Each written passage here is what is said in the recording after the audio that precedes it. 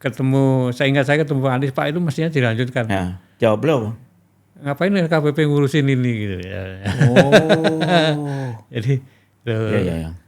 ya sudah. Waduh, kok bisa begitu ya? Padahal selama ini kita kenal Anies sebagai aktivis anti korupsi juga kan, Pak? Iya. Di Pak Jokowi lah pertama kan hampir semua kita mendukung ya. Iya. Tapi begitu Pak Jokowi melakukan revisi Undang-Undang KPK kan berarti membohongi janjinya. Ketika Bapak masuk, ketika itu reputasi KPK sudah Sangat mendunia bagus, ya, sangat bagus. menjadi contoh Iya. di dunia. Jadi teman-teman dari Afrika belajar ke kita, terus teman dari Selain Pak Jokowi dan Bapak, Pak Pratik juga ada, Pak? Ada. Jadi sebenarnya kalau Pak Pratik mau memberi kesaksian, Bapak memberi kesaksian, selesai udah Pak ya, Pak Jokowi? Iya, betul.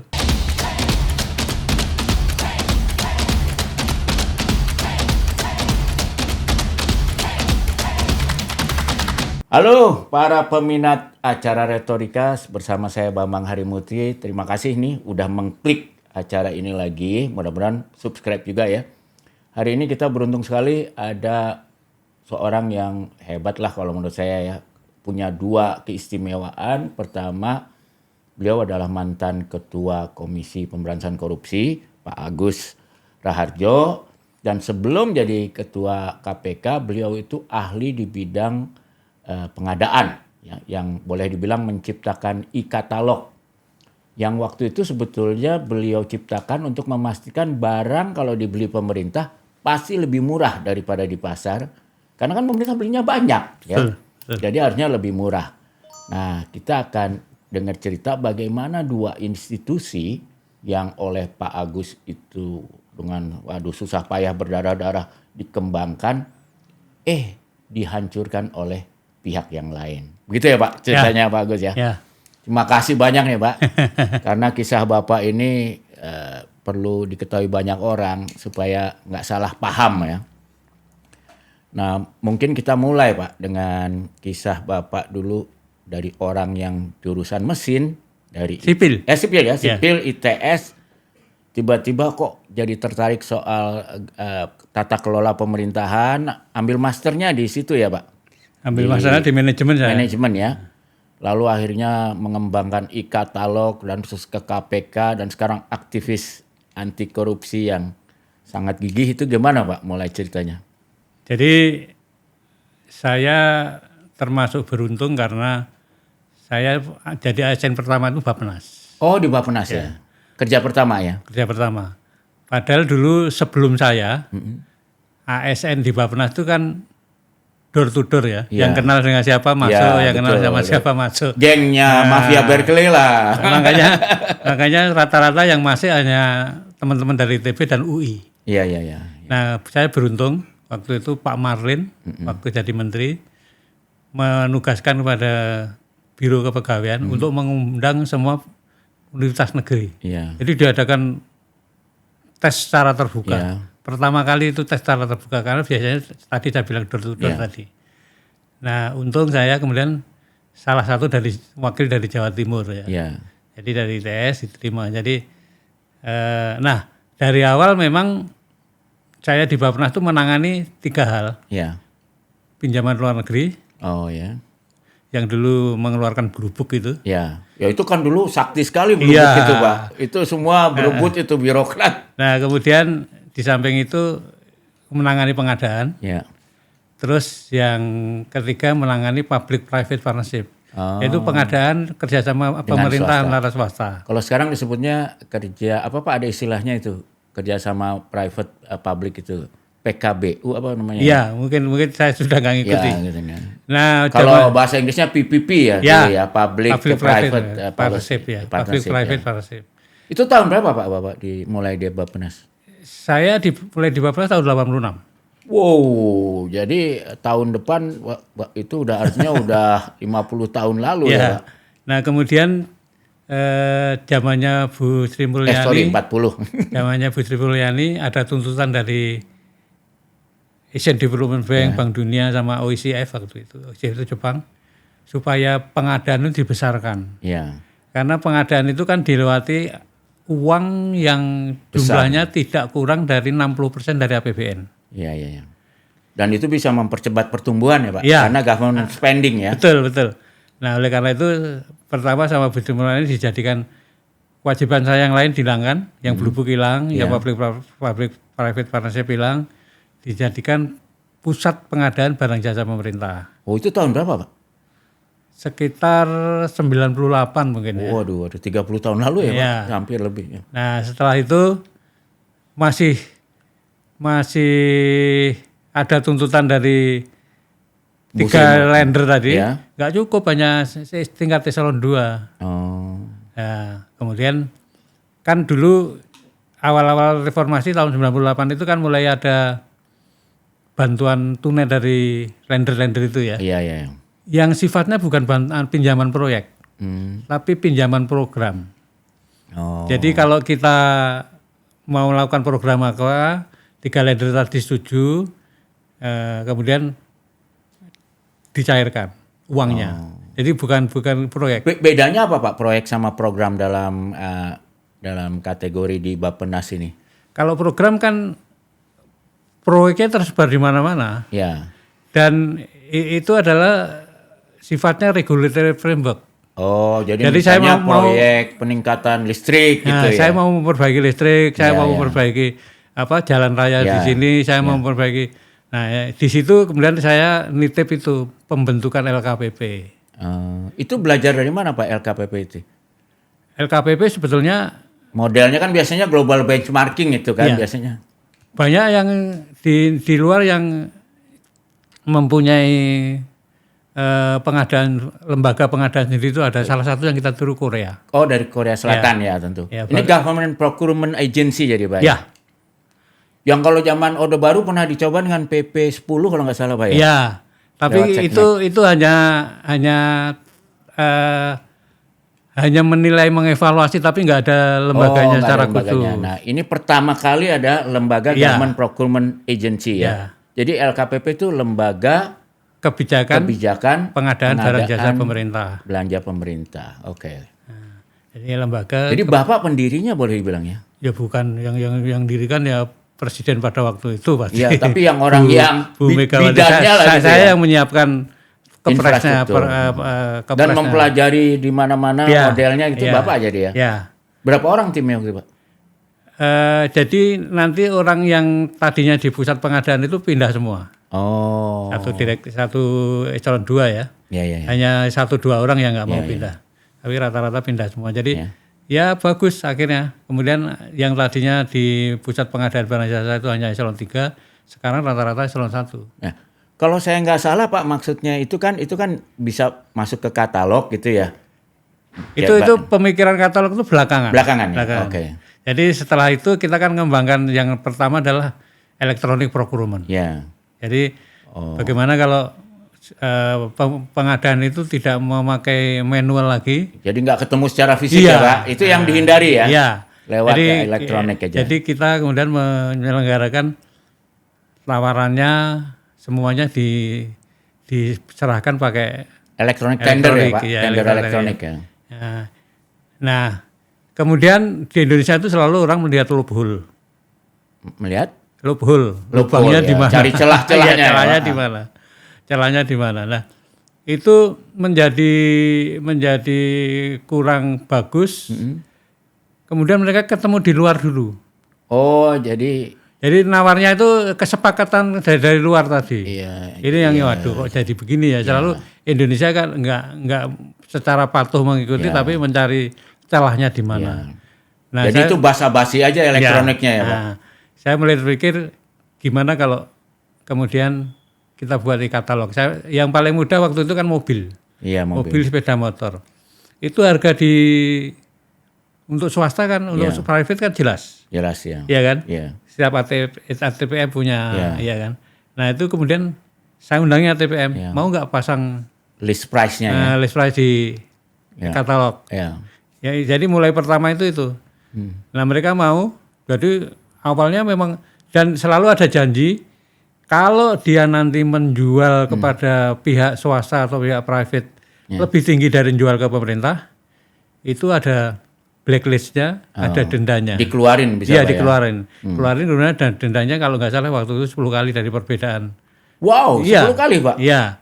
Jadi misalnya dia bedanya 1 juta kena 10 juta. Ya.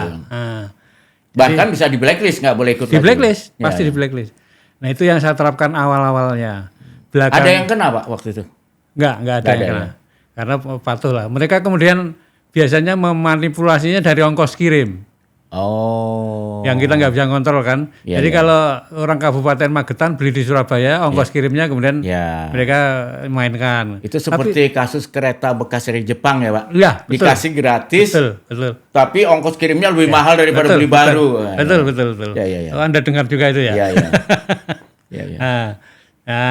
Makanya terus sayangnya kemudian kontrak yang memblacklist dan mendenda tadi pada waktu saya pergi dihilangkan. Tahun berapa itu Pak? Ya saya perginya kan 2015 ya. Iya. Itu blacklist itu pakai aturannya cukup peraturan menteri atau peraturan kesepakatan aja atau gimana Pak? Ya itu kalau sudah tercantum di tendernya ya? Persyaratan tender? Ya, dan itu kan ada di dalam kepres mengenai pengadaan barang jasa pada waktu itu. Iya. Dan itu sebenarnya sangat masuk akal kalau orang beli dengan list price itu kan agak bodoh lah Pak artinya ya. Iya. Karena pasti kan bisa diskon lah sedikit-sedikit. Dan tapi itu udah berhasil, cuma terus dikerjain di ongkos kirim atau mungkin ada tambahan-tambahan yang tidak ada di standar gitu ya Pak. Ya, tapi kecewanya pada waktu saya pergi kontrak itu kemudian dihilangkan. Yang mengikat tadi loh. Jadi, yang menghilangkan siapa Pak? Ya tentunya saya tidak tahu persisnya siapa, tapi pasti kepala-kepala LKPP setelah saya. Nah, jadi Bapak tuh kepala LKPP pertama jadi ya Pak? Kedua. Yang pertama karena nggak mungkin ya, saya waktu merancang LKPP itu kan masih eselon 2. Iya.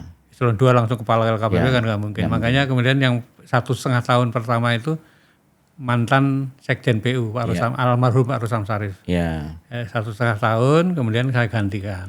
Bapak udah eselon 1 waktu itu ya? Sestamanya LKPP. Berapa tahun Pak Bapak di LKPP? Ya saya diangkat tahun 2010 kepala LKPP, berhentinya 2015. 5 tahun ya? Ya. Dan dalam 5 tahun itu Bapak antara lain berhasil bangun e-katalog itu ya? Jadi katalog elektronik. Memperkenalkan e-katalog, kemudian bangun e-katalog. Waktu Bapak tinggalkan itu udah berapa banyak yang masuk e-katalog Pak? Nah itu, yang agak lama memasukkan itu kan terutama yang bukan barang jadi seperti mobil ya. Kalau mobil kan mudah diketahui. Terutama mesin-mesin yang perlu dirakit. Mengetahui harganya itu yang perlu penelitian yang mendalam. Ya, jadi walaupun sebetulnya kalau dikunci dengan kontrak yang tadi saya perkenalkan itu, pokoknya kalau Anda jual di luar pemerintah lebih mahal, kena gitu. Itu sebenarnya dengan cara itu aja diikat, jadi cepetan bisa. Tapi waktu saya meninggalkan KPP memang masih sedikit yang masuk katalog gitu. Kira-kira berapa Pak? Masih ingat mana? Saya nggak ingat sih, saya masih belum 1.000 ya Pak? Belum mungkin. Masih ratusan ya. Nah sekarang kan puluhan ribu sekarang. Iya. Dan itu yang kemudian melemahkan LKPP sebetulnya Pak ya. Karena tidak betul-betul dikaji. Walaupun sekarang kan sebetulnya dengan internet aja kita bisa Pak ya tahu harga barang-barang itu ya di pasar kira-kira ya. Betul. Kalau zaman Bapak kan belum segampang itu kan. Dan sebetulnya kalau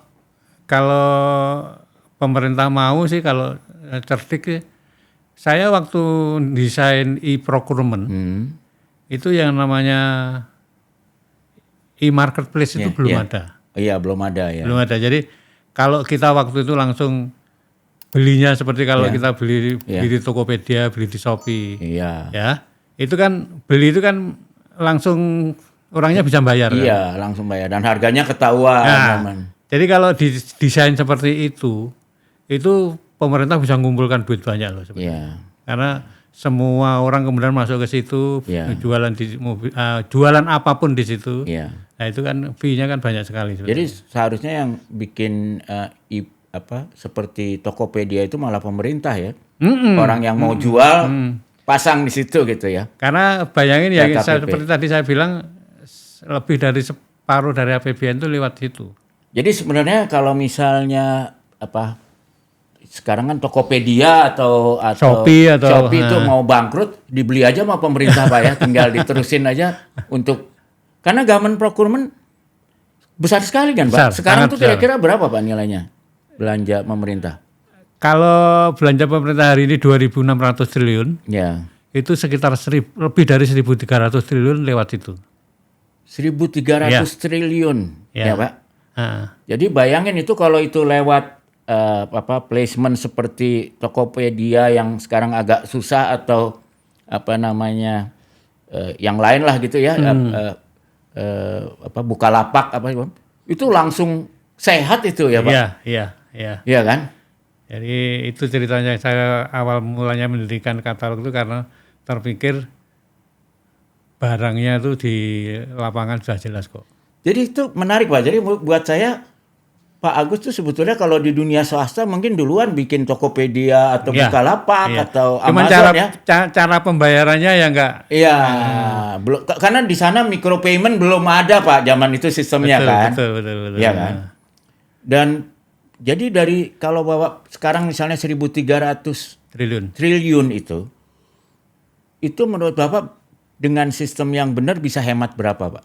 Berapa triliun bisa? Berapa persen dari itu bisa? Ya dari temuan-temuan itu kan selalu owner itu kan mintanya kan 20%, 30%. Iya. Jadi paling tidak ya 20%, sekitar 30% dari itu. Ya. Jadi kalau 10% aja kita save dari situ, itu udah 130 triliun per tahun ya. Betul. Ya. Kalau dia 30%, 390 triliun itu sama dengan biaya MBG ya Pak setahun. Iya betul. Iya kan? Iya. Hanya dari penghematan di situ. Luar biasa ya. Jadi itulah pengalaman saya di bidang pengadaan. Nah kan Bapak kecewa keluar itu, terus Bapak ngapain dengan kecewanya ketika kok? Ya kemudian saya nggak bisa ngapa-ngapain. Iya. Tapi kasusnya kemudian meledak. Jadi kasus apa waktu itu? Belakangan kan ditemukan oleh Kejaksaan, ditemukan oleh KPK, kemahalan ya. Kemahalan padahal lewat LKPP. Lewat LKPP dan katalog. Yang sangat drastis sekali itu kalau saya pas di pengadaan itu saya pernah bantu Pak Nuh. Pak Nuh, di Komdiji atau di Dignas. Oh iya, Dignas paling gede anggarannya ya. Pak Nuh itu mendekati saya, Pak Agus gimana supaya buku pelajaran itu bisa murah. Iya. Bapak tahu, Pak Bambang tahu. Untuk buku mata pelajaran yang 250 halaman, kertas HVS, kemudian cetakannya berwarna. Berapa gram gitu ya? Nah, itu harganya sampai di sekolah 65.000. Terus waktu itu saya minta sama Pak Nuh, tolong yang ikut karena ini besar, yang ikut jangan perusahaan kecil ya. Makanya yang menang kemudian Kompas, Tempo. Yang menang. Bapak tahu berapa? Dari 65.000 itu menjadi 13.500. 65.000 jadi 13.500. Dan itu sudah sampai di Papua, sudah sampai, jadi udah termasuk ongkos kirim. Iya. Padahal yang sebelumnya 65.000 ini tidak termasuk ongkos kirim tadi. Gila. Itu penghematannya berapa Pak? Makanya saya kecewa sama Pak Anies pada waktu Pak Anies jabat menteri, kemudian itu dihilangkan, itu saya kecewa. Karena itu. Oh, kenapa Pak alasan Pak Anies? Nggak tahu. Naik lagi dong dia? Iya, naik lagi. Jadi seperti biasa lagi. Jadi 65.000 lagi? Nah. Waduh. Jadi itu Bapak nanti tanya teman-teman Tempo yang dipercetakan sama Kompas yang dipercetakan. Itu sampai di banyak tempat itu karena nggak ada. Sekarang kan dengan 13.500 nggak mengasih ke orang departemen, nggak mengasih ke orang provinsi, nggak mengasih uang ke orang kabupaten. Oknum guru. Iya, nggak mengasih orang guru-guru nggak dikasih. Iya, karena itu juga di situ oknum koperasi guru itu kan juga besar ya Pak bagiannya. Jadi saya termasuk mungkin masih ada utangnya pemerintah kepada Tempo dan Kompas karena nggak dibayar. Oh kenapa Pak nggak dibayar? Ya mereka nggak kebagian kan nggak mau bayar. Oh iya. Jadi ya mohon maaf ke Bapak dimusuhin banyak orang gara-gara itu kan pasti banyak yang rezekinya kepotong gitu ya. Jadi itu satu ya yang bantu Pak Nuh pada waktu Pak Nuh mau pergi itu. Boleh, masih ingat nggak Pak nilainya itu akibat Bapak menurunkan dari 65.000 tanpa ongkos kirim buku ke 13.500 dengan ongkos kirim. Itu waktu itu perkiraan penghematannya berapa triliun Pak? Saya lupa ya, nilainya terus terang saya lupa. Tapi yang drastis sekali kan angka 65 turun jadi 13. Gila itu Pak. Jadi itu ke seluruh Indonesia. Seluruh Indonesia ya. Itu untuk SD, SMP, SMA ya atau? Kalau nggak salah zaman itu lanjutan atas kalau nggak salah. Oh, sekolah lanjutan atas, oke. Ya lumayan pasti gede banget tuh. Itu. Tapi itu terus oleh Menteri Anies nggak dilanjutin ya? Nggak dilanjutin. Dan nggak jelas alasannya apa? Nggak jelas alasannya apa. Bapak kecewa lagi kan? Iya, kecewa lagi. Bahkan saya waktu ketemu, saya ingat saya ketemu Pak Anies, Pak itu mestinya dilanjutkan. Ya, jawab belum? Ngapain LKPP ngurusin ini gitu ya. Oh. Jadi, ya. Ya sudah. Waduh, kok bisa begitu ya? Padahal selama ini kita kenal Anies sebagai aktivis anti korupsi juga kan, Pak? Iya. Iya, oke. Tapi itu nanti kita tanyain lah lagi sama beliau. Tapi ketika itu menjawabnya begitu. Ya. Oke, terus Bapak setelah dari LKPP nggak ada, terus Bapak sempat ngapain dulu ya? Saya pensiun dari LKPP itu bulan Juni tahun 2015. Pendaftaran di KPK itu pas sebelum IKTP itu. Sebelum itu. Pas mau masuk IKTP itu ya? Iya.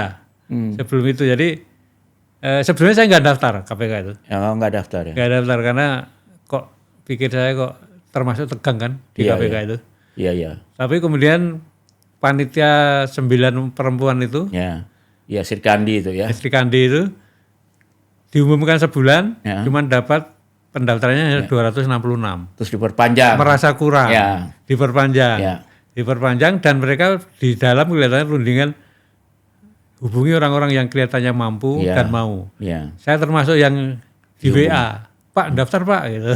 Boleh cerita siapa Pak yang bujuk-bujuk waktu itu? Ya, teman saya dari Bappenas, Budiani. Oh, iya. Kan tahu saya ya, Budiani. Dia tahu integritas Bapak ya.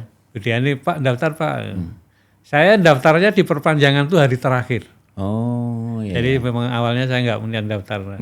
Tapi kemudian perjalanannya kan dari yang daftar akhirnya kalau nggak salah 966. Ya. Tes pertama tinggal 450, tes kedua tinggal 290, tes ketiga tinggal 95. Loh saya kok ikut terus gitu. Nah, terus akhirnya malah enggak, memang Tuhan mungkin yang menentukan. Di DPR saya kepilih menjadi ketua. Paling banyak ya suaranya. Nah, saya juga mau tanya Pak, ketika Bapak kan hari terakhir itu juga karena dibujuk-bujuk orang daftar, kan kalau nggak salah harus bikin paper ya tentang kalau jadi KPK mau ngapain waktu itu apa Pak yang ininya? Masih ingat nggak Pak waktu itu? Saya ya sebetulnya di negeri ini kan perlunya itu semuanya harus jujur dan amanah. Ya. Jadi kalau itu dilakukan, kita malah ajaran Rasulullah malah punya tablik, fatonah, amanah, ya kan? Itu kan saya yang ngambil dua. Sidik sama amanah. Kalau itu dilaksanakan aja, sebenarnya semuanya bagus kok. Jadi perbaikan akhlak ya? Iya. Jadi saya kalau guru ngaji saya bilangnya gitu Pak, bu'itsu li utamima makarimal akhlak katanya gitu ya Pak. Tugas utamaku ke Nabi Muhammad membayarkan hak. Dan karena itu Bapak kalau nggak salah silakan Pak minum kopi. Karena itu artinya Bapak waktu itu lebih ke pencegahan sebetulnya Pak ya kalau nggak salah ya. Itunya ya. Kalau saya chat GPT gitu, apa ciri utama Pak Agus Raharjo sebagai Ketua KPK? Bapak pencegahan memang saya utamakan. Penguatan sistem, kalau nggak salah ya. Pencegahan memang saya utamakan, tapi saya juga sejak awal mencanangkan OTT harus juga Pak. Jadi Bapak dua ya strateginya. Pencegahannya ditingkatkan, tapi untuk penindakan OTT yang bukan nyari-nyari apa yang udah lama yang nggak jelas gitu ya. Tapi OTT karena ketangkep basah. Ya. Dan OTT yang paling banyak kan zaman saya. Iya. Kenapa Pak Bapak waktu itu mikirnya OTT Pak? Ya itu nggak bisa dibantah kalau OTT. Dan perdebatannya relatif sangat tangkep kurang. Basah lah ya Pak ya. Ya. Jadi apa nggak kayak sekarang lah ya Pak. Saya waktu itu kalau nggak salah kriminalisasi sampai setahun tuh 60 atau berapa gitu. 60. Ya. Ada Bapak waktu itu jagoannya si itu ya, Harun Al-Rasyid itu ya, Raja OTT itu, penyidik itu. Iya. Termasuk dia, tapi kalau Raja OTT juga banyak. Ya. Ya karena Bapak waktu itu kan masih punya penyidik-penyidik yang militan ya Pak ya. Karena OTT itu kan membutuhkan militansi tinggi kan. Betul. Orangnya bisa berhari-hari ngintip, itu kan membosankan sekali Pak. Ya, apalagi dengerin penyadapan itu kan. Itu aduh pekerjaan yang sangat membosankan. Tapi penyadapan itu jumlahnya sebenarnya nggak banyak dibandingkan dengan jumlah pejabat kita. Sangat sedikit. Iya karena juga saya ingat ketika dulu saya masih sering ke KPK tuh penyadapan tuh kan strict sekali ya aturannya, lalu tiap 6 bulan harus diuji ulang gitu. Dan apa itu? Kita sangat concern mengenai kan itu harus izin pimpinan. Iya harus izin pimpinannya. Jadi kalau pimpinan nggak setuju juga nggak jalan. Iya. Tapi kan sumber-sumber yang membocorkan orang-orang yang salah itu, itu rata-rata kan orang dari lingkungannya. Iya Pak, orang yang kalah tender atau nggak kebagian. Orang yang kalah tender. Bukan hanya itu. Ya. Kalau bupati itu bisa sekdanya, bisa bapedanya. Ya. Bahkan suatu ketika pernah istrinya itu pernah. Ya pernah juga itu Pak. Mungkin karena selingkuh itu suaminya ya. Jadi memang selalu kalau sumber informasi untuk kendaraan itu tidak penting motifnya kan. Yang penting informasinya itu bisa dikonfirmasi atau tidak. Karena kadang-kadang ini juga suka disebarluaskan. Oh itu kan motifnya, nggak penting motif kan. Kita juga di wartawan gitu Pak. Orang yang ngasih informasi ini nggak penting motifnya apa, yang penting informasi kita cek benar atau enggak kan, kita harus hati-hati di situ betul. Nah kemudian Bapak masuk nih ya di lembaga yang sama sekali baru gitu kan, lalu Bapak itu OTT-nya paling banyak gitu ya. Tapi kan kita lihat juga Pak, ketika di zaman Bapak itu lalu tekanan politik terhadap KPK itu semakin menguat ya. Bahkan Bapak masuk 2015 keluar 2019 ya. 2019. Ya, 2019. Jadi Bapak keluar tuh ketika revisi undang-undang KPK ya. Dan Bapak masuk ketika kita semua banyak lah termasuk saya, kita berharap sekali Presiden Jokowi ini akan sangat anti korupsi gitu kan. Orangnya sederhana dan sebagainya. Lalu Bapak gimana perasaan awal masuk itu, juga merasa begitu, Pak? Merasa begitu. Bahkan kalau boleh dikatakan di Pak Jokowi lah pertama kan hampir semua kita mendukung ya. Iya. Tapi begitu Pak Jokowi melakukan revisi undang-undang KPK kan berarti membohongi janjinya. Iya. Iya kan? Bapak kapan mulai ragu itu? Mulai ketika akhir tahun keempat kali ya, ketika mulai ngomong-ngomong gitu ya. Jadi bayangkan untuk revisi itu kita itu sampai terakhir sekali isinya apa itu kita nggak tahu loh. Sampai kita pengen ketemu dengan Menkumham waktu itu Pak Lauli ya. Iya. Itu nggak diajak. Jadi ya akhirnya seperti itulah. Iya. Ya Bapak kan udah kencang sekali kemana-mana ketika itu ya. Iya. Yang paling damaging, merusak Pak dari revisi undang-undang KPK itu menurut Pak Agus apa? Yang merusak itu ya di bawah Presiden itu. Oh. Karena saya membawa ini menunjukkan pada Anda, zaman KPK itu jaya sekali ya. KPK itu dianut oleh banyak negara. Menjadi world class ya Pak? Ya. Bahkan di sini desain KPK seperti itu dijadikan Jakarta Statement on Principle for Anti-Corruption Agency. Itu tahun berapa Pak? Tahun 2012.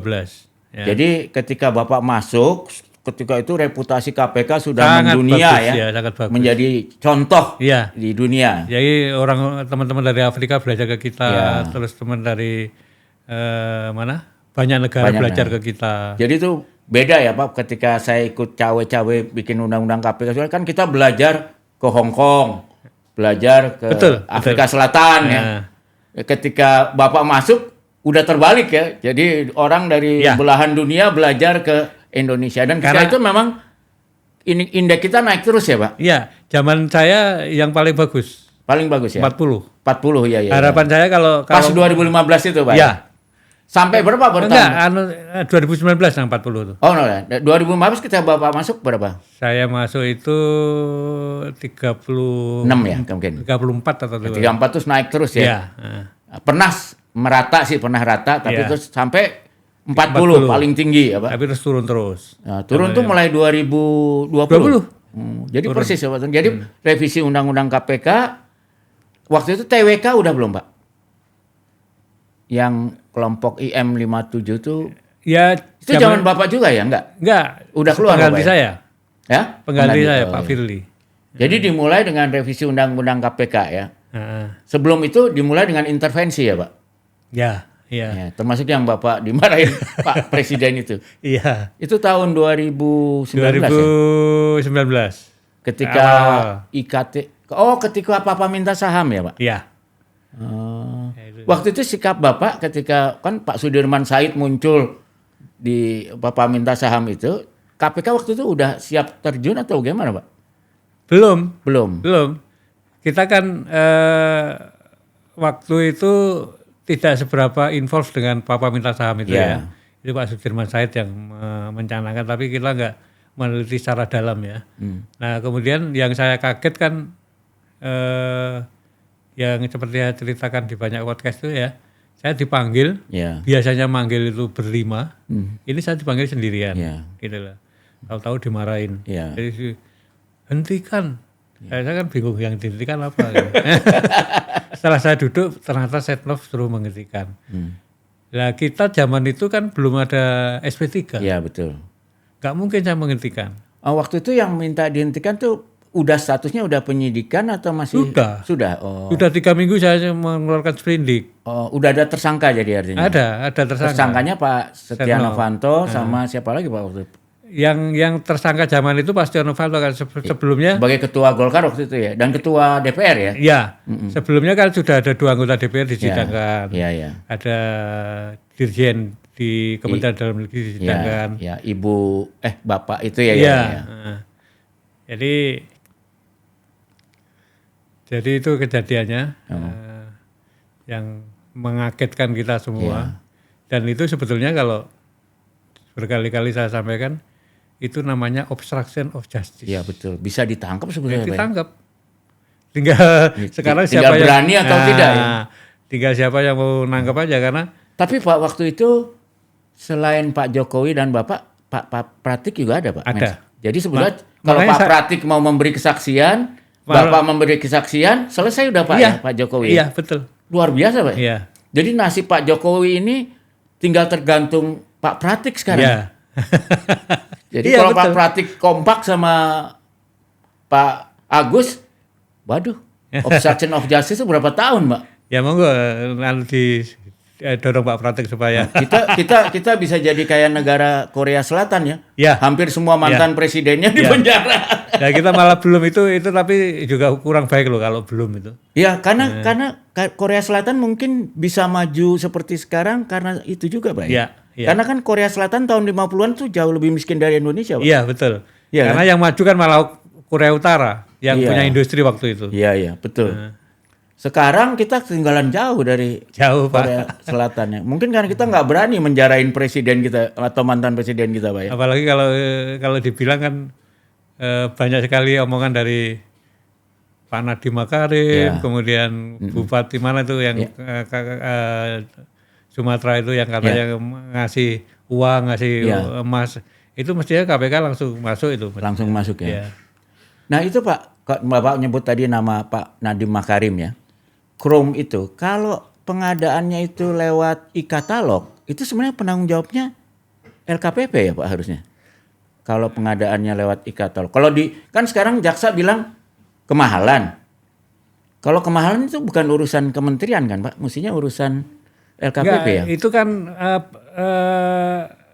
KPK itu kan sangat tergantung, LKPP itu kan sangat tergantung kepada kementerian. Tapi jadi, kan kementerian teknis kan, secara teknis kan. Tapi kalau harga bukan kementerian kan? Ya kementerian tetap kan. Seperti gini, mestinya kan dilakukan persaingan. Ya. Operating system itu selain Chrome apa? Ya, kalau masih ada kan nggak bisa, nggak boleh hanya apa Google gitu kan, nggak boleh kan operating system yang lain juga harus diundang. Nah ini kelihatannya kan mengarah ke satu. Iya. Nggak, maksudnya kan ini ada dua ya. Pertama sistemnya gitu. Itu mungkin kementerian, itu kan teknis ya, secara teknis. Kalau ini sudah ditetapkan, lalu pemberiannya dilakukan melalui LKPP, gitu ya. LKPP hanya mendampingi, menyediakan sistem, tapi sepenuhnya itu kementerian. Tapi maksudnya gini Pak, kan kalau ini kan misalnya Windows atau Chrome atau apapun lah ya, atau open software misalnya ditetapkan. Tapi kan sebetulnya di sini yang membuat barang itu kan banyak macam-macam kan Pak, bisa mereknya macam-macam. Nah itu kan ketika kalau belinya lewat LKPP, mereka kan yang masukin harga maksimum berapa kan mestinya? Yang harganya tetap kementerian sendiri, bukan LKPP. LKPP itu hanya menyediakan sistem, sama mendampingi kalau diperlukan. Oh, yang masukin harga tuh masukin harga kan vendor-vendornya sendiri. Oh, jadi bukan kementerian kan? Jadi misalnya kan dalam kasus Nadiem ini kan, ditetepin Chrome. Lalu di sini kan perusahaan yang mau pakai itu ada Zirek, ada apa macam-macam merek lah itu. Lalu dia masukin harganya ke LKPP, ya kan?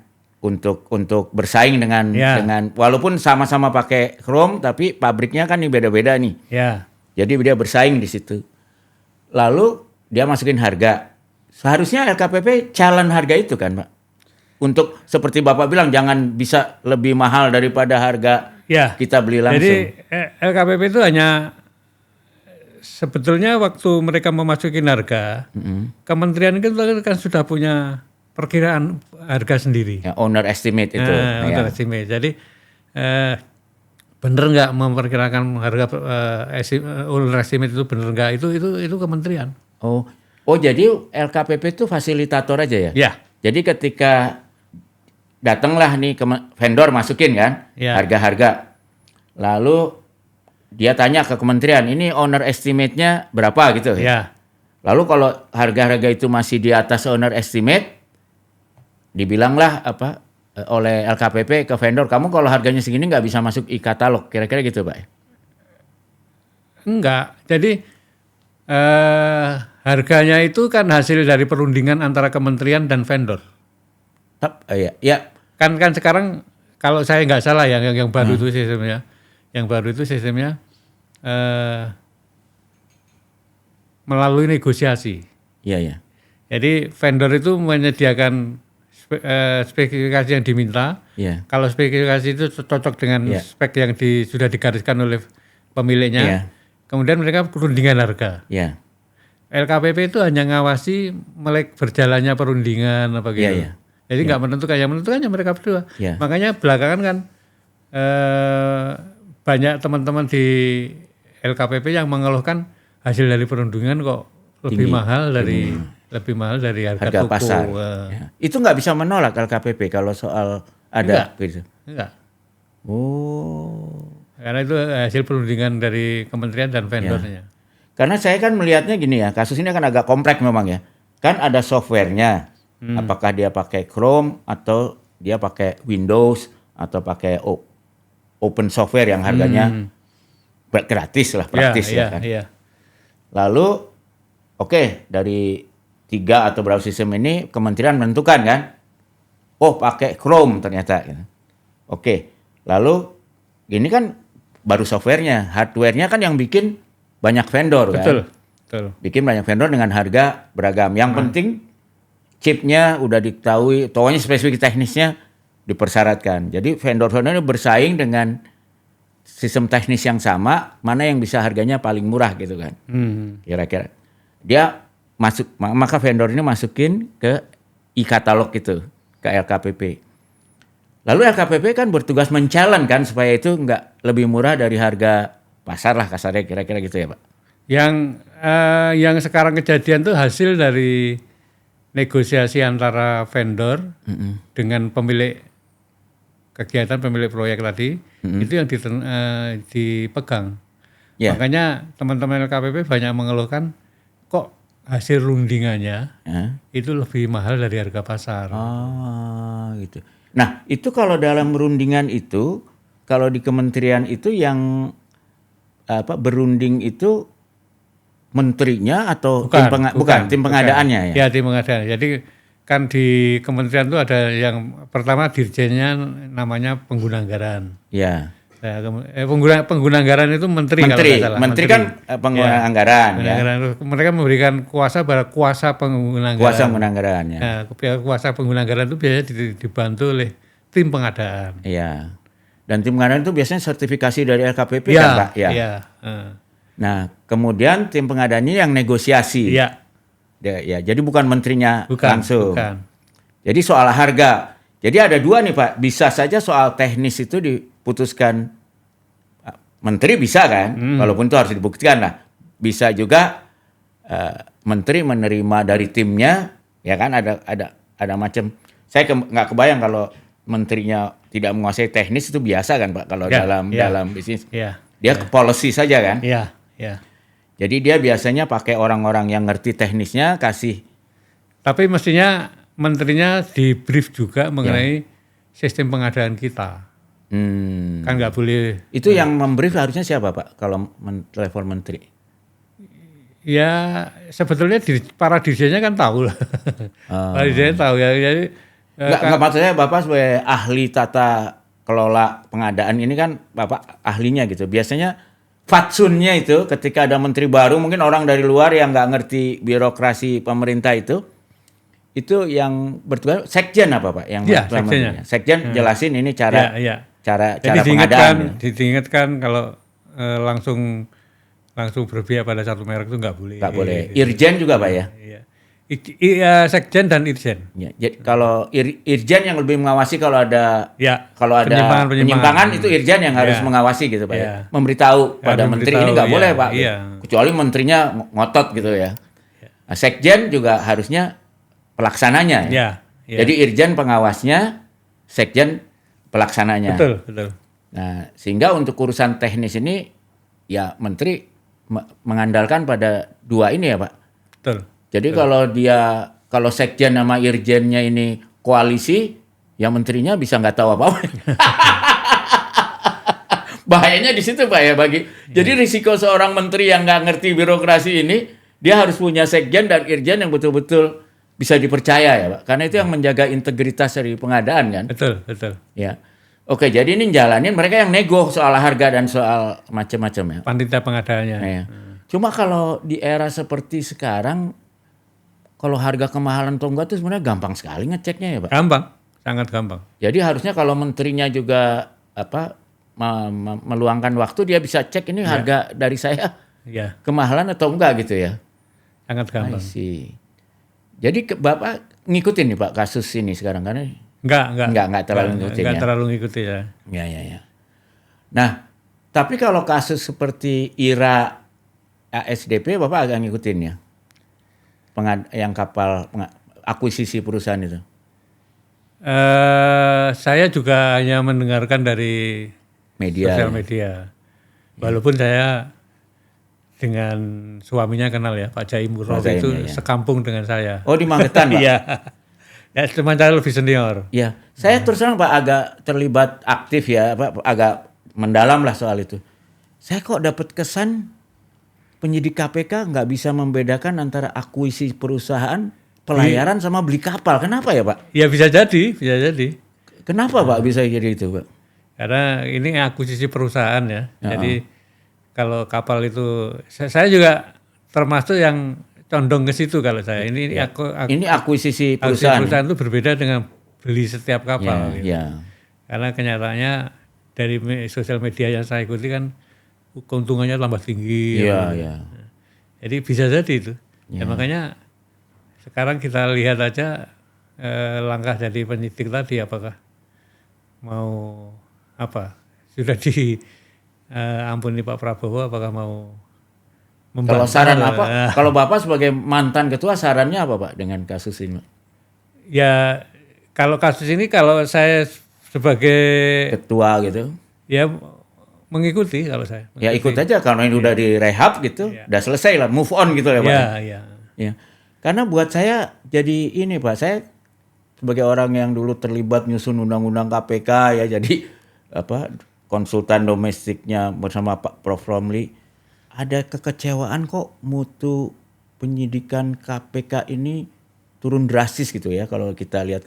Apa ini ada kaitannya dengan keluarnya eksodus penyidik-penyidik yang dulu andalan Bapak gara-gara tes wawasan kebangsaan itu Pak? Iya bisa jadi juga. Ya. Ya juga karena memang yang tes wawasan kebangsaan itu yang keluar kan yang bagus-bagus ya. Iya. Yang bagus-bagus. Dan militan ya Pak, nggak sekedar bagus itu artinya. Tapi ke depan memang mungkin perlu kita perhatikan. KPK itu mungkin supaya nggak tergantung kepada dua lembaga yang lain. Ya kejaksaan dan kepolisian. Jadi penyidiknya harusnya sendiri ya Pak? Iya. Jadi kalau itu penyidik sendiri, kesetiaannya nggak kemana-mana gitu loh. Iya. Nah itu Pak, saya juga bingung ya Pak. Seingat saya waktu kami menyusun undang-undang KPK, ikutlah sedikit-sedikit saya. Waktu itu kan alasan utamanya karena aparat penegak hukum yang lain dalam hal ini kepolisian dan kejaksaan itu kayaknya nggak bisa menangani perkara korupsi. Maka kita perlu lembaga super body yang independen, yang canggih lah, bahkan boleh menyadap ya, bahkan nggak boleh SP3 gitu, ditutup peluang-peluang, dijagain lah, supaya bisa memberantas korupsi. Lah kalau sekarang ini kan pertama dia udah jadi pegawai negeri. Kedua kemarin kepalanya yang terpilih malah polisi aktif, walaupun belakangan pensiun. Lah kalau begini apa masih ada manfaatnya punya KPK gitu Pak? Ya udah suruh polisi sama jaksa aja yang kerja kan. Jadi atau seperti yang disarankan orang kan, reformasi Polri itu mungkin tugas polisi yang terlalu banyak tadi juga dipangkas ya. Jadi untuk korupsi dia nggak usah terlibat gitu Pak. Untuk korupsi nggak perlu terlibat, untuk narkoba juga cukup BNN. Kan udah ada BNN gitu. Terus untuk teroris juga sudah ada lembaganya. Ya kan? Jadi mungkin itu akan lebih baik. Ya. Kalau kejaksaan khusus di penuntutan aja. Karena sekarang kan untuk korupsi kan dia bisa dua-duanya Pak, penyidikan dan penuntutan gitu. Itu memang perlu pengaturan yang lebih baik ya di negara kita supaya kemudian. Jadi maksud Bapak KPK jadi kayak BNPT tapi untuk korupsi gitu Pak. Ya. Walaupun tetap di bawah presiden tuh. Ya di bawah presidennya mestinya dikembalikan independen. Jadi saran Bapak termasuk adalah dikembalikan aja ke undang-undang yang lama gitu Pak. Ke undang-undang lama ya, menjadi independen. Kemudian tidak perlu ada SP3 misalkan seperti dulu itu loh. Ya. Lalu kalau penyidik-penyidiknya tuh nggak perlu lagi dari polisi. Tahu kalau dari polisi dari jaksa dia nggak kembali lagi ya Pak? Ya, jadi kayak novel Baswedan gitu ya. Pensiun dari polisi atau dari jaksa dia berkarir di situ gitu ya Pak.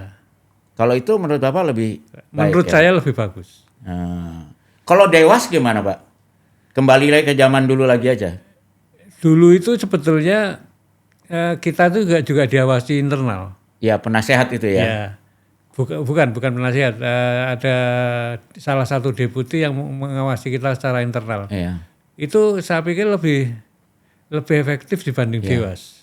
Dan saya ingat waktu ada masalah etik diangkatlah komite etik ad hoc yang orang luar gitu Pak ya, bukan orang dalam supaya nggak ada ewu. Betul. Nah dalam tata kelola pemerintahan ini kan lembaga etik yang independen ini perlu banget ya Pak.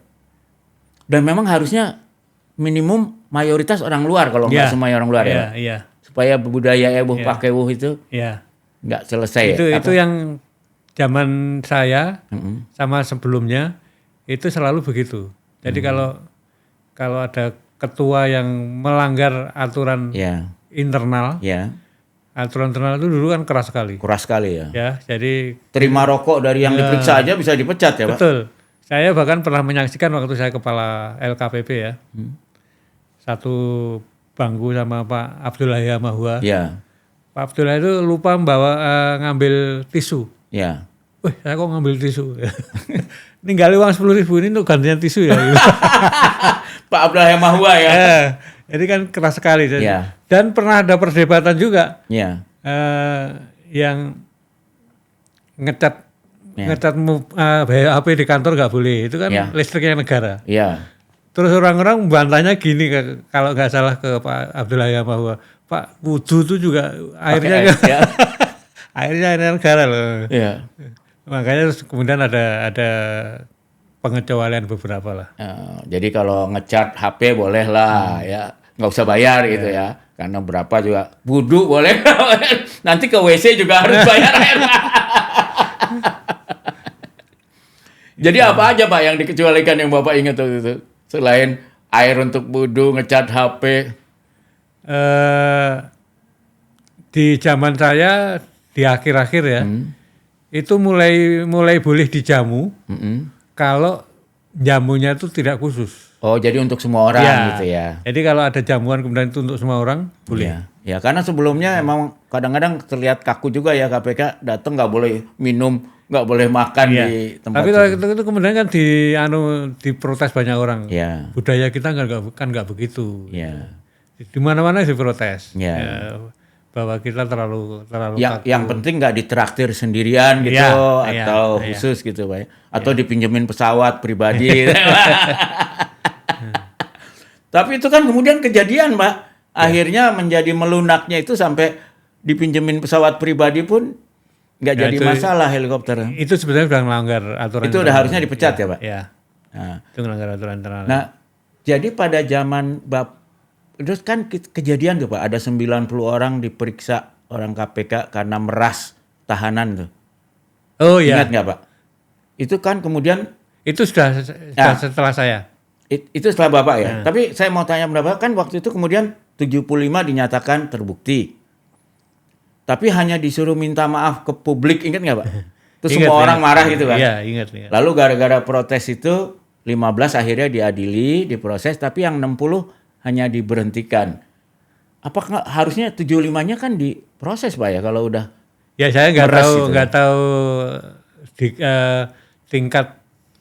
tingkat pelanggaran seperti apa, saya nggak paham kenapa berbeda ya. Ya. Jadi. Tapi kan harusnya toleransi terhadap petugas KPK ya. Jangankan dia menerima hasil perasan itu, dia tahu aja temannya nerima nggak lapor, harusnya kena kan Pak? Iya. Iya kan? Kena kan? Harusnya kena ya, dia pembiaran itu kan. Akhirnya ikut turut serta lah jadi. Walaupun tidak menerima hasilnya, tapi dia turut serta dalam proses pemerasan itu. Harusnya kalau zaman Bapak diadili semua kali ya kalau kasusnya seperti itu ya. Ya mungkin diadili semua. Seperti kita pernah mengadili DPR di Kota Malang ya. Iya betul. Yang banyak sekali. Iya. Jadi semuanya kena kan akhirnya. Semuanya kena. Dulu Sumatera Barat juga pernah kalau. Jadi kan artinya kalau untuk KPK harusnya standar toleransi terhadap perbuatan korup seperti meres tahanan itu jauh lebih keras kan Pak. Dan hukumannya bahkan kalau di KUHP sepertiga lebih keras kan kira-kira jenis hukumannya. Nah jadi sekarang saya ingin kembali ke dua hal yang Bapak ahli ini. Pertama kan tadi kalau untuk perbaikan KPK Pak Agus nyaranin paling nggak kembali ke seperti undang-undang dulu. Jadi tidak di bawah presiden, independen, bukan pegawai negeri ya Pak. Lalu jaksa penuntut dan penyidiknya itu permanen di situ Pak ya. Ya. Jadi boleh aja dari jaksa atau dari polisi, tapi sekali dia pindah ke sana nggak balik lagi gitu Pak ya. Iya. Nggak balik lagi. Lalu kemudian harus ada majelis, kalau ada kasus majelis etik yang mayoritas orang luar yang kredibel ya Pak. Ya. Nah, terus yang tidak kalah pentingnya itu saya sudah omongkan juga di banyak tempat.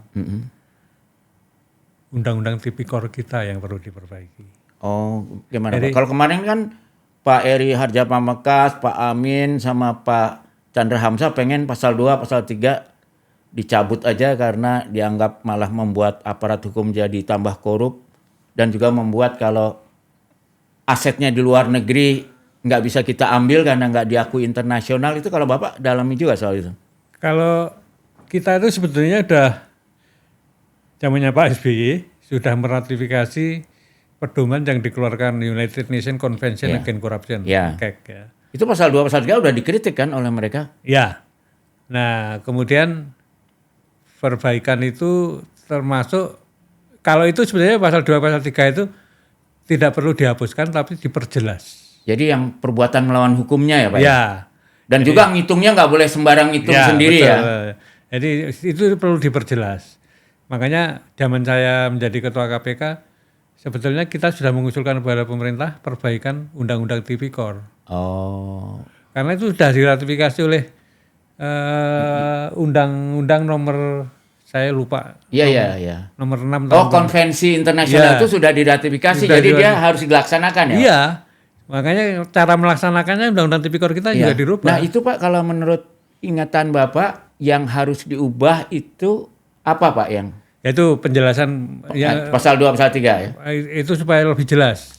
Lebih jelas tuh artinya pertama cara menghitung kerugian negaranya. Cara menghitung kerugian negaranya, kemudian tidak semata-mata itu kerugiannya kemudian langsung didakwakan menjadi korupsi gitu loh.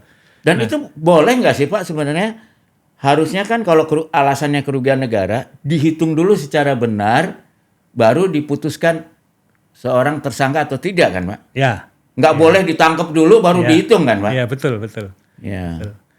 Dan kedua perbuatan melawan hukum ini Pak, buat saya mengikuti beberapa kasus ya. Seringkali dalam kasus Tipikor itu pelanggaran administrasi yang oleh undang-undang sebetulnya itu kewenangannya hakim PT UN kan.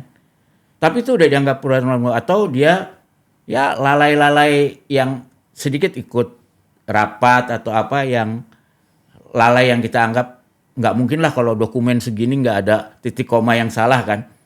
Tapi kan sekarang itu dipakai sebagai memadai untuk perbuatan melawan hukumnya. Kalau menurut Pak Agus tuh, oke, kerugian negaranya nih ada ya kan. Belum tentu korup kan, ada kerugian negara. Harus ada perbuatan melawan hukum gitu kan. Nah, kalau perbuatan melawan hukum seperti apa syaratnya gitu yang baru dinyatakan itu korupsi penyebab kerugian negara gitu. Kalau menurut Pak Agus ya. Saya sendiri bukan orang bukan hukum. Sebagai dari tata kelola bukan dari sisi hukum Pak. Saya nanya dari Bapak kan ahli clean government lah. Ya. Ya, dari tata kelola. Sebetulnya aparat pemerintah atau swasta yang menyebabkan terjadi kerugian negara itu, minimum dia harus melakukan apa sehingga dia bisa dituduh korup gitu loh. Bukan sekedar kebijakannya, kebetulan kan nggak sempurna kebijakan. Ada kebijakan salah, misalnya kebijakan kereta cepat ini ternyata rugi gitu kan. Itu apa itu korupsi gitu loh. Ya. Kalau kereta cepat sih masalahnya banyak ya. Iya. Karena pembandingnya Jepang ada. Iya. Ya kan. Jadi secara value kemudian bisa dibandingkan antara dua penawaran tadi. Nah, kemudian masalah tightnya juga apa? Kalau Jepang kan penawarannya mungkin agak tinggi. Iya. Tapi bunganya rendah. Tapi bunganya kan sangat rendah. Iya.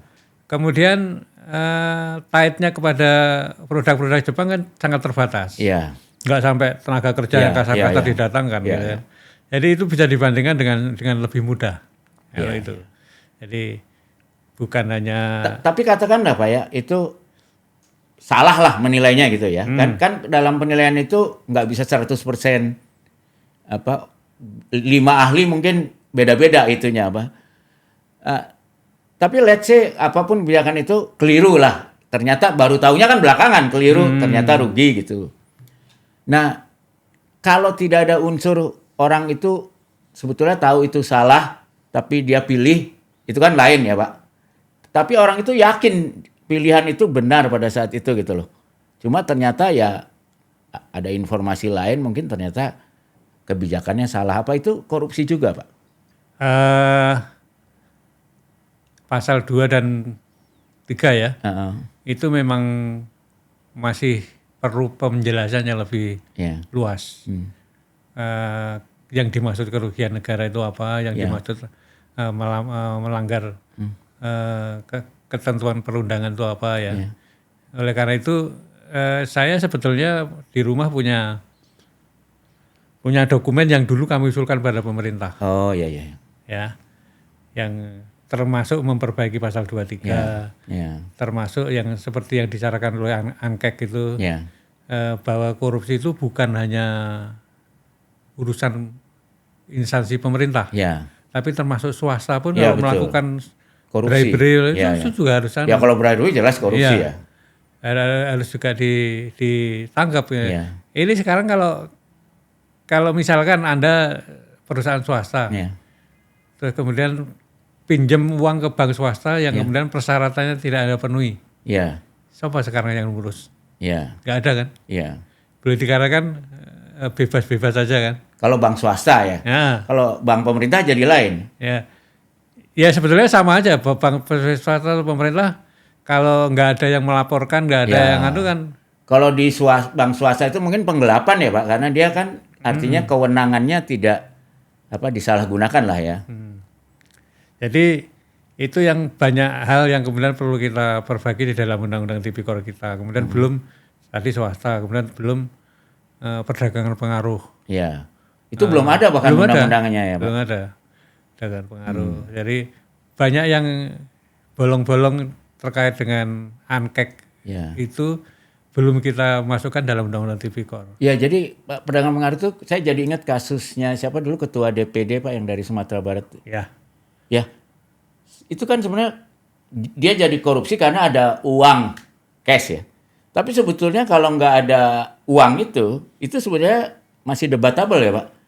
Karena kan dia memang sebagai perwakilan rakyat dia harus memperjuangkan daerahnya kan untuk dapat kuota semaksimum mungkin. Betul. Kalau sampai situ oke ya Pak.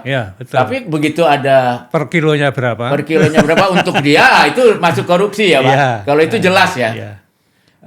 Tapi kalau di BUMN memang jadi sulit ya karena kemarin Pak Amin itu cerita Pak Amin di pengadilan ketika dia jadi kepala SKK Migas dia kenapa Indonesia susah untuk punya ketahanan energi. Karena kayak Pertamina itu nggak berani ngebor Pak. Karena kalau dia ngebor itu kan bisa berhasil bisa gagal kan. Mungkin dari 10 ngebor cuma 3 yang berhasil. Tapi biasanya karena hasilnya besar ketutuplah semua biaya ini. Tapi begitu dia ngebor 1, 2, 3 belum berhasil, dia bisa kena kerugian negara karena kebutuhan lewat tahun kan, ditutup buku, ngebor 3 nggak berhasil, kerugian berapa juta dolar, bisa ditangkap dia. Jadi akhirnya nggak ada yang mau ngambil risiko itu gimana Pak ngatasinya? Ya seperti aturan-aturan di swasta juga bisa kita lakukan kepada SKK Migas kan. Jadi walaupun kemudian pemilihan tempat pengeboran itu harus sangat selektif ya. Tapi itu kan juga terjadi di banyak perusahaan-perusahaan swasta. Jadi itu juga harus kita adopsi di dalam peraturan-peraturan kita bahwa kegagalan ke-1, ke-2, ke-3 itu bukan merupakan suatu kerugian negara. Kerugian negara yang bisa dipidanakan gitu. Karena satu hal lagi yang saya ikuti juga kasus di Rut Pertamina Karen itu Pak. Dia kan dituduh tanda tanganin kontrak pengadaan gas selama 20 tahun.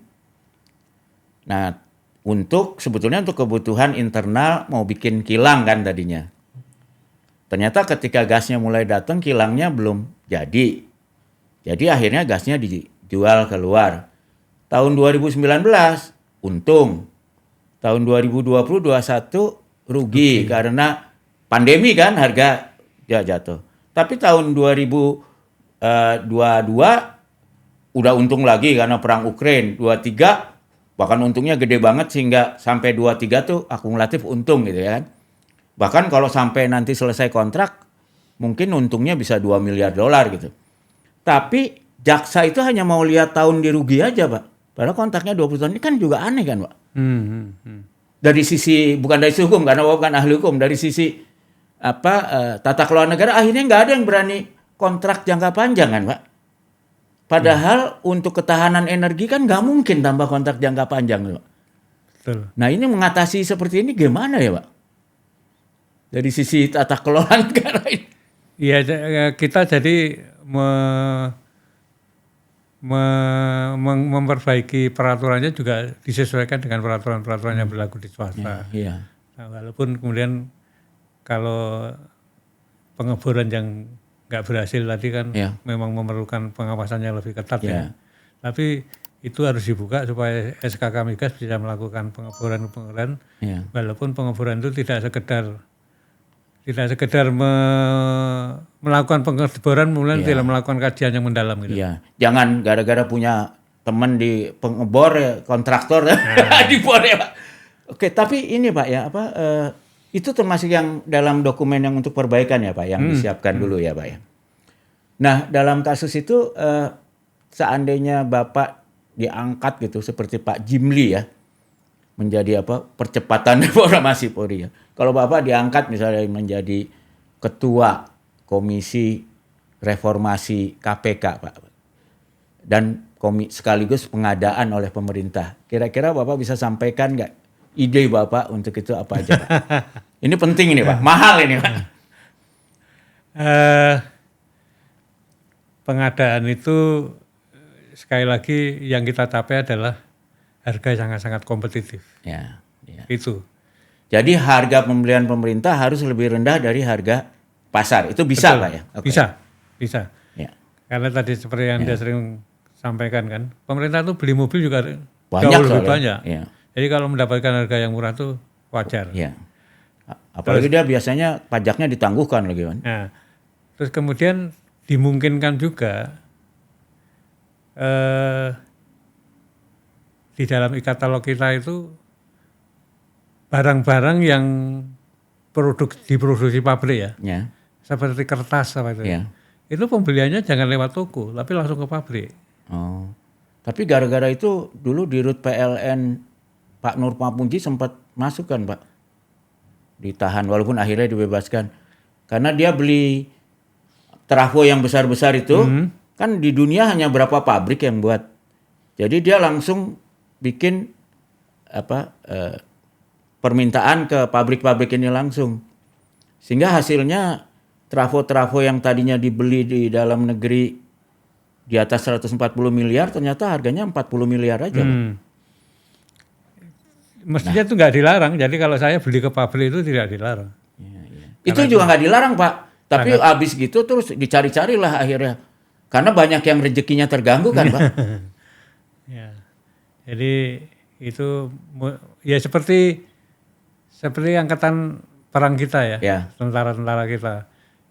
Sebaiknya kan beli alutsista itu kan malah ke pabrik-pabrik, nggak lewat broker.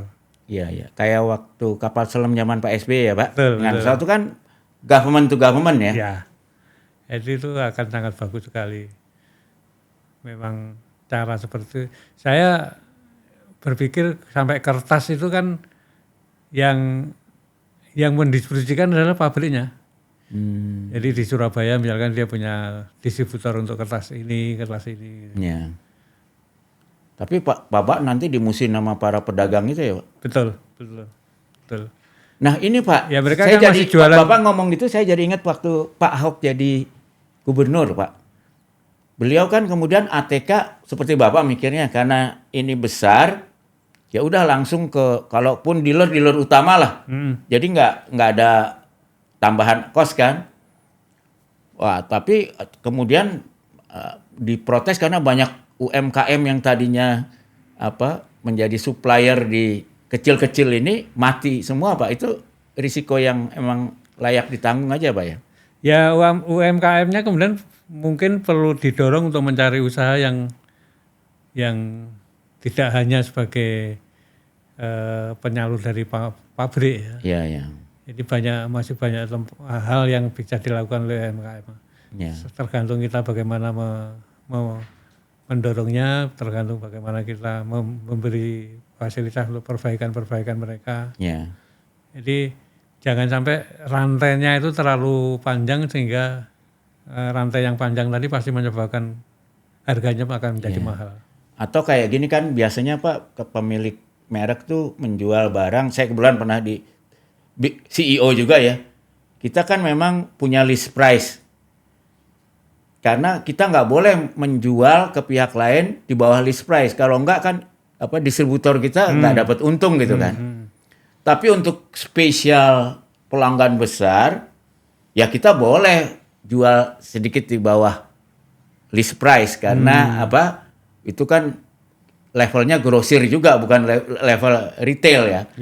Artinya kalau pemerintah itu harusnya bisa beli di harga grosir ya, tidak di harga retail gitu. Kalau harganya di atas harga retail, something wrong ya Pak. Ya kira-kira gitu ya Pak. Oke. Itu nggak. Dan kalau KPK Pak, Bapak akan apakan rekomendasi Bapak untuk memperbaiki KPK yang sekarang popularitasnya di rakyat pun udah di bawah polisi dan jaksa? KPK harus independen. KPK harus permanen dan KPK memang sudah sesuai undang-undangnya itu bisa melakukan koordinasi, supervisi dan Nah sekarang kalau kita lihat kan yang namanya koordinasi supervisi aja susah. Padahal KPK itu mestinya hanya nangani big fish kan. Betul. Yang kecil-kecil itu kan KPK bisa melimpahkan pada jaksa provinsi, jaksa kabupaten. Jadi yang kecil-kecil. Nah sekarang mekanisme itu masih kurang berjalan lancar. Sebagai koordinator, sebagai supervisi, itu masih belum berjalan lancar. Tapi Bapak sebagai ahli tata kelola pemerintah kan tahu yang kalau udah namanya koordinasi di birokrasi itu susah. Pak. Bagaimana ngatasinnya Pak? Nah saya dulu pernah memperkenalkan sistem kami di KPK pernah membuat bagaimana kalau seluruh Polres dan Polda kemudian Kajari, Kajati dengan KPK itu mempunyai sistem yang terbuka untuk khusus kasus korupsi ya. Jadi siapa yang melapor di mana, kemudian KPK selalu memonitor untuk tugas ini siapa yang pantas, terus jangan kemudian lapor itu juga didiamkan, nggak ada penanganan. Ya. Jadi kalau sistem itu ada semacam aplikasi yang terbuka di antara 3 unsur tadi, itu kan mudah. Tapi kan ada risiko Pak, makin banyak yang tahu makin bocor. Seperti OTT kan kalau harus lapor Dewas akhirnya OTT-nya gagal terus Pak, karena bocor. Betul. Nah ya itu salah satu risiko, tapi sistem kita menjadi sangat terbuka. Iya. Atau mungkin nggak Pak kalau kembali ke original Undang-Undang KPK, kan waktu itu KPK hanya menangani yang di atas 1 miliar ya. Kalau sekarang mungkin harus dinaikin lagi ya. Atau menarik perhatian publik. Ya kan? Kalau saya malah lebih spesifik Pak, apa nggak sebaiknya KPK itu nanganin prioritas adalah korupsi di kalangan aparat penegak hukum Pak? Karena kalau aparat penegak hukum kita bersih kan otomatis bersih Pak kita. Itu yang dilakukan Hongkong kan kalau Iya. Hongkong itu dulu yang pertama kali kan. Dan yang paling berhasil sampai sekarang. Yang menangani korupsinya polisi. Iya. Hongkong itu. Nah, salah satu yang bisa menjadi acuan kita itu juga itu. Jadi KPK hanya menangani penegak hukum. Iya. Tapi di luar itu juga. Dan politisi kali ya Pak. Di luar itu juga perlu kasus-kasus yang besar. Itu kemudian ditangani oleh KPK. Sekarang kasus besar yang menangani kan malah kejaksaan kan. Iya. Malah dan terus terang KPK sekarang hampir nggak pernah dengar nangani masalah polisi, padahal zaman dulu kakap-kakapnya di kepolisian kan Pak. Dulu ada cicak buaya 1, cicak buaya 2. Iya. Saya cuman waktu zaman saya memungkinkan juga sih nangani polisi yang kasus besar itu, tapi saya waktu itu berpikir kalau ada cicak buaya 3 gitu kan sudah 2 ya, itu pasti kita nggak kerja. Jadi Bapak juga pada saat itu sudah merasakan bahwa ini buayanya gede banget ya Pak? Pasti nggak kerja kita gitu. Karena sibuk di situ aja. Dan makanya yang saya genjot waktu itu kan UTT-nya. Ya saya ingat sampai izin pistolnya nggak diperpanjang kan Pak zaman itu penyidik KPK karena izinnya kan dari polisi kan. Iya. Tapi siapa Pak kalau gitu yang menangani korupsi di aparat penegak hukum? Ya KPK jangan sungkan. KPK jangan sungkan walaupun ya seperti tadi kan, nangani presiden pun mestinya tidak sungkan gitu loh. Ya. Karena diperbolehkan. Kalau zaman dulu kan KPK besannya presiden aja Iya. bisa kena Pak. Tapi sekarang waduh. Iya, tapi kan ada akibatnya juga kan. Iya. Iya, tapi paling tidak kan KPK jadi didukung rakyat. Kan begini Pak, KPK itu survive sampai zaman Pak Agus itu kan karena kalaupun diserang buaya apa segala rakyat pasti mendukung. Kalau sekarang ini kan rakyat sendiri ikut menyerang kan Pak. Iya. Ya. Oke, terakhir Pak saya mau ini karena kita harus punya pelajaran juga. TWK itu Pak. Salah satu cara menyerang KPK yang kelihatannya efektif adalah melalui narasi publik. Ya kan Pak? Sehingga waktu itu dikembangkanlah bahwa ada kelompok radikal di KPK. Bapak gimana mengevaluasi apa pelajaran kita dari kasus ini? Karena ini kan betul-betul serangan fitnah yang efektif lah gitu. Sangat efektif. Ya. Karena revisi undang-undang KPK kemudian nggak ada yang belain. Ya. Civil society itu nggak ada yang turun. Iya. Saya rasakan betul tuh. Turun lah Pak sebenarnya, tapi nggak massa seperti dulu kan. Enggak. Yang turun malah mahasiswa. Iya. Yang ada adik mahasiswa meninggal di Palu 2 itu. Ya. Tapi yang namanya tapi yang ngadep ke Presiden Jokowi terus sempat ada isu mau ngeluarin perpu membatalkan kan sempat Pak ada. Iya tapi kan cuma janji doang kan kayak lagi. Enggak, tapi maksud saya itu kan akibat ada. Ya. Tapi tidak masif seperti dulu. Awal-awal lah gitu ya. Pak. Ya.